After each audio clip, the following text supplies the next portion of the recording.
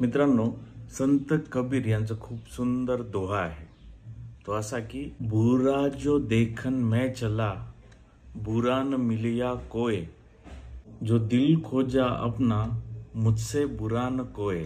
अर्थात मी जेव्हा वाईट व्यक्तीला शोधायला गेलो तर मला कोणीही वाईट व्यक्ती मिळालेला नाही. पण मी जेव्हा स्वतःच्या मनात झाकून बघितलं तर माझ्या एवढा वाईट कोणीच मिळाला नाही.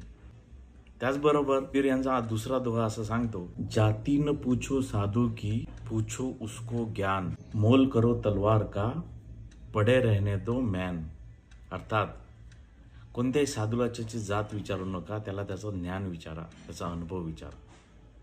जसं की म्हणजेच तलवारचं महत्त्व असतं, तलवार ठेवणाऱ्या मॅनचं महत्त्व नसतं.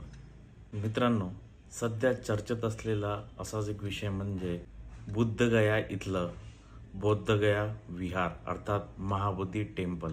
याच्यावर आधारित महाबोधी टेम्पल ॲक्ट हा 1949चा आहे. नमस्कार मित्रांनो, या वर्षीच्या युनियन बजेटमध्ये निर्मला सीतारामन आपल्या ज्या फायनान्स मिनिस्टर आहेत त्यांनी एक घोषणा केली होती. ती घोषणा होती की वर्ल्ड क्लास पिलग्रिमेज आणि टुरिझमच्या धर्तीवर हे जे महाबोधी टेम्पल आहे, महाबोधी विहार आहे, त्याचा काशी विश्वनाथ जे मंदिर आहे वाराणसीचं, त्याच्या धर्तीवर विकास करायचा. अर्थात जागतिक धार्मिक स्थळ आणि पर्यटन स्थळ म्हणून. आणि याला ऑल इंडिया बुद्धिस्ट फोरम यांनी कडाडून विरोध केला. त्याचं कारण काय तर त्यांचं म्हणणं होतं, त्यांच्या ज्या डिमांड्स होत्या, बौद्धगया ॲक्ट 1949 रद्द करणं, हे संपूर्ण महाबोधीचे टेम्पल आहे ते बुद्धिस्ट लोकांच्या हाती देणं, या दोन प्रमुख मागण्यासाठी त्यांनी आमरण उपोषण सुद्धा केलं. वेगवेगळ्या कोर्टात केसेस दाखल आहेत, वेगवेगळे हिंसक वळण सुद्धा या प्रकरणाला आलेले आहेत. पण नेमका हा इतिहास काय आहे, इतिहास काय सांगतो, लिगल टर्म्समध्ये त्याचं काय गोष्टी आहेत, फॅक्ट्स आहेत, ते आपण जाणून घेऊया. प्रथम आपण इतिहासात डोकावून बघूया की नेमका हा मुद्दा काय आहे. मित्रांनो, 260 इसवी सन पूर्वमध्ये सम्राट अशोकाने संपूर्ण भारतभर वेगवेगळ्या ठिकाणी विहारे बांधली, जवळजवळ 84,000. त्यामध्ये इथलं एक विहार आहे. गौतम बुद्धांनी इथे ज्ञानप्राप्ती झाली होती पिंपळाच्या झाडाखाली. त्यानंतर बरेचसे राजा आले, त्यांनी त्या काळानुसार तिथे वेगवेगळ्या डेव्हलपमेंट केल्या. त्यामध्ये तिथे वज्रासन अर्थात डायमंड थ्रोन तसेच काही स्लॅब बांधण्यात आले. पण हळूहळू बुद्ध धर्माचा ऱ्हास व्हायला भारतामध्ये सुरुवात झाली, स्पेशली त्या रिजनमध्ये सुरुवात झाली.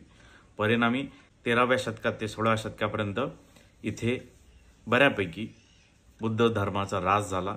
16व्या शतकात भगवान शिवचे जे पूजक होते, भक्त होते, ते नॉर्थ इंडियामधून इथे आले.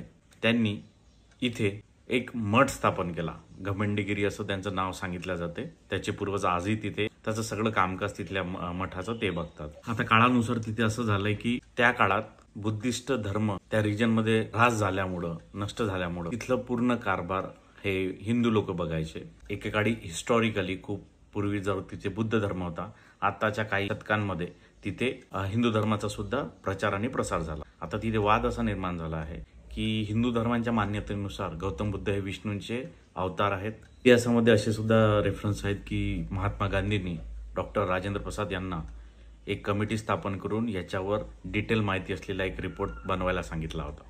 आय थिंक 1929मध्ये. भारतात संविधान लागू होण्याच्या आधी म्हणजे 1949ला या सगळ्या वादावर तोडगा म्हणून बौद्ध गया ॲक्ट 1949 हा लागू करण्यात आला. त्यानुसार बौद्ध गया टेम्पल मॅनेजमेंट कमिटी स्थापन करण्यात आली. त्याच्यामध्ये 4 हिंदू, 4 बुद्ध अशा 8 जणांची एक कमिटी स्थापन करण्यात आली आणि त्या कमिटीचा अध्यक्ष हा तिथला डिस्ट्रिक्ट कलेक्टर असं ठरवण्यात आलं होतं. पण व्हायचं असं की 4 हिंदू मेंबर, 4 बुद्धिस्ट मेंबर आणि येणारा कलेक्टर हा most of the time Hindu राहायचा. त्याच्यामुळं मेजॉरिटी ऑफ वोट हिंदू व्हायचे आणि त्याच्यामुळं कमिटीतले निर्णय बायस व्हायचे असा आरोप आहे, जो आजही आहे. एकूण 2013मध्ये त्याच्यामध्ये काही अमेंडमेंट करून काही चेंजेस करण्यात आले. त्याच्यानुसार जो हेड आहे कमिटीचा तो इररिस्पेक्टिव्ह ऑफ कास्ट म्हणजे त्याचा जातीशी काही संबंध नाही, तो न्यूट्रल मानला जाईल असं इनडायरेक्टली म्हणण्यात आलं. या मंदिराला आणि बुद्ध विहाराला खूप ऐतिहासिक पार्श्वभूमी आहे. इथे चायनीज ट्रॅव्हलर जे बुद्धिस्ट ट्रॅव्हलर होते, फाईयान किंवा ज्यांना हुआन सांग सुद्धा म्हणतात, हे सुद्धा इथे येऊन गेले आहेत आणि त्यांनी त्यांच्या चायनीज भाषेमध्ये तिकडे बरंचसं याच्यावर संपूर्ण डिटेल माहिती लिहून ठेवलेली आहे। यामध्ये सर्वात महत्त्वाच्या मागण्या ज्या आहेत त्या हे आहेत की सर्वात पहिले तर बौद्धगया ॲक्ट रद्द करावा।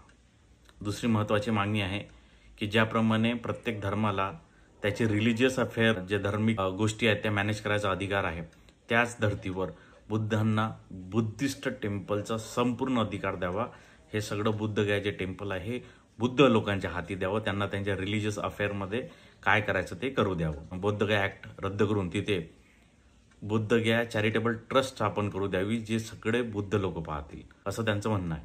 किंवा हे जे बुद्धगया टेम्पल मॅनेजमेंट कमिटी आहे त्याच्यामध्ये 8च्या 8ही मेंबर बुद्ध असावे, हे सुद्धा एक मागणी आहे। या प्रमुख मागण्यांमध्ये लीगल टर्म्समध्ये असं म्हटलं जातं की आर्टिकल 25-26 आणि आर्टिकल 29-30 नुसार हे व्हायोलेटिव्ह आहे संविधानाच्या फंडामेंटल राईट्स। 2012 मध्ये या संदर्भात इंटरव्हेन्शन पिटिशन सुद्धा सुप्रीम कोर्टात दाखल करण्यात आलेली आहे, जी प्रोसेसमध्ये आहे। या महाबोधी टेम्पल संदर्भात अर्थात बौद्धगया मुक्ती आंदोलनामध्ये हे खूप दिवसांचं चालू आहे। बाबासाहेबांनी 1956 मध्ये इथे खूप मोठा धर्मांतर सोहळा घेतला होता, तेव्हा पहिल्यांदा ओपनली या आंदोलनाला समर्थन दर्शवलं होतं, पाठिंबा दर्शवला होता। त्यानंतर बरेचसे लोक ते या आंदोलनाला कायम पाठिंबा देत आले आहेत। त्यामध्ये सर्वात मोठं नाव म्हणजे वंचित बहुजन आघाडीचे सर्व संस्थापक माननीय ॲडव्होकेट प्रकाश आंबेडकर हे सुद्धा सध्या खूप आंदोलन करत आहे। त्याचबरोबर यूपीचे जे लोकसभा मेंबर आहेत चंद्रशेखर आझाद यांनी पण लोकसभेमध्ये या संदर्भात मांडले होते। असाही एक सूर आहे ज्यामध्ये RJT MLA सतीश कुमार दास असं म्हणतात की जर बुद्धगया टेम्पल ॲक्ट नुसार जे मॅनेजमेंट कमिटीमध्ये 4 हिंदू आणि 4 बौद्ध ठेवण्यात आले आहे आणि हे पूर्ण बुद्धिस्ट टेम्पल आहे, याच धर्तीवर अयोध्याचं जे राम मंदिर आहे तिथल्या मॅनेजमेंट कमिटीमध्ये सुद्धा इतर जातीच्या लोकांना सदस्य ठेवावं, म्हणजे ते इक्वॅलिटीचं होईल असं त्यांचं म्हणणं आहे। ऑल इंडिया जे बुद्धिस्ट फोरम आहे त्यांनी 30,000 लोकांच्या सिग्नेचरचा एक मेमोरँडम 300 पेक्षा जास्त बुद्धिस्ट ऑर्गनायझेशनचं एक पाठिंबा देणारं मेमोरँडम हे सरकारला देण्यात आलं आहे की आमच्या या मागण्यांवर लवकरात लवकर कारवाई करावी याच्यासाठी। त्याचबरोबर नॅशनल कमिशन ऑफ मायनॉरिटीला सुद्धा त्यांनी लेटर लिहिलेले आहेत। दुसऱ्या साईडनी जे हिंदूवादी लोक आहेत त्यांचं असं म्हणणं आहे की हा एक निओ बुद्धिस्ट लोकांचा, नवीन बुद्धिस्ट लोकांचा अजेंडा आहे, प्रोपोगंडा आहे। यामध्ये दुसरी बाजू अशी आहे, जे हिंदू सपोर्टिव्ह ग्रुप आहे त्यांचं असं म्हणणं आहे की हा एक पॉलिटिकल प्रोपोगंडा आहे, जाणून बुजून ह्या गोष्टी करण्यात येत आहे, कारण गौतम बुद्ध हे विष्णूचा अवतार आहे असं त्यांचं म्हणणं आहे, त्याच्यामुळं आमचा तेवढा अधिकार आहे। यामध्ये ऐतिहासिक काही रेफरन्सेस आहे, त्याच्यामुळं देखील ऐतिहासिक पुराव्याच्या आधारावर इथे हिंदू लोकांचा पण तेवढाच अधिकार आहे, त्याच्यामुळे इथं खूप वर्षापासून पूजा अर्चना चालू असल्यामुळं तो हिंदूंचा पण तेवढाच हक्क या मंदिरावर बनतो असं त्यांचं म्हणणं आहे। त्याचबरोबर 2025च्या सध्या कंडिशनमध्ये बौद्धगया टेम्पलचं जे मॅनेजमेंट ट्रस्ट आहे त्याच्यामध्ये जे 4 हिंदू सदस्य आहेत त्यातले 2 सदस्य 1 ते 1.5 वर्ष झाले अजूनही नेमलेले नाही आहेत। त्याच्यामुळे साहजिकच आहे 4 बुद्धिस्ट मेंबर असताना 2 हिंदू मेंबर असताना रिझल्ट हा मेजॉरिटी वाईज बुद्धिस्ट लोकांकडून जातो।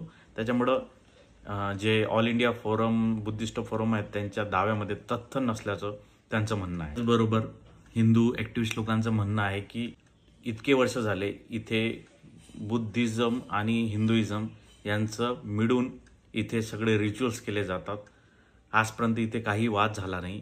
आउटसाइडर पॉलिटिकल अजेंडासाठी ह्या सगळ्या गोष्टीमध्ये कलह निर्माण करायचा प्रयत्न करत आहेत असं त्यांचं म्हणणं आहे। मित्रांनो, हा असा ओव्हरऑल वाद आहे। याच्यामध्ये सध्या वंचित बहुजन आघाडी महाराष्ट्राची ॲडव्होकेट प्रकाश आंबेडकर यांच्या नेतृत्वामध्ये आणि बौद्धगयाचे जे तिथले बौद्ध भिक्खू आहेत, बौद्ध भिक्खू संघ आहे, ऑल इंडिया बुद्धिस्ट फोरम्स आहे, यांच्या संयुक्त युद्धमानाने तिथे बौद्धगया मुक्ती आंदोलन अजूनही सुरू आहे। त्याचबरोबर एक लीगल लढा सुद्धा सुप्रीम कोर्टामध्ये या संदर्भात चालू आहे, त्याच्यावर लवकरच निर्णय येईल अशी अपेक्षा आहे। सोबतच ऑक्टोबर महिन्यामध्ये बिहारमध्ये निवडणुका होणार आहेत, त्या अनुषंगाने बौद्धगया टेम्पल हा महत्त्वाचा मुद्दा राहणार आहे। हा मुद्दा वोटिंग बँकशी रिलेटेड राहणार आहे, त्यामुळं पाहणं गरजेचं आहे की या संदर्भात काय कारवाई होते, काय घडामोडी घडतात। अपेक्षा हीच आहे की सगळेजण सामाजिक बांधिलकी जगत गुण्या गोविंदाने राहावेत आणि शांतता राहावी. कारण बुद्धांचं म्हणणंच आहे, बुद्ध हवे की युद्ध. जय हिंद, जय महाराष्ट्र.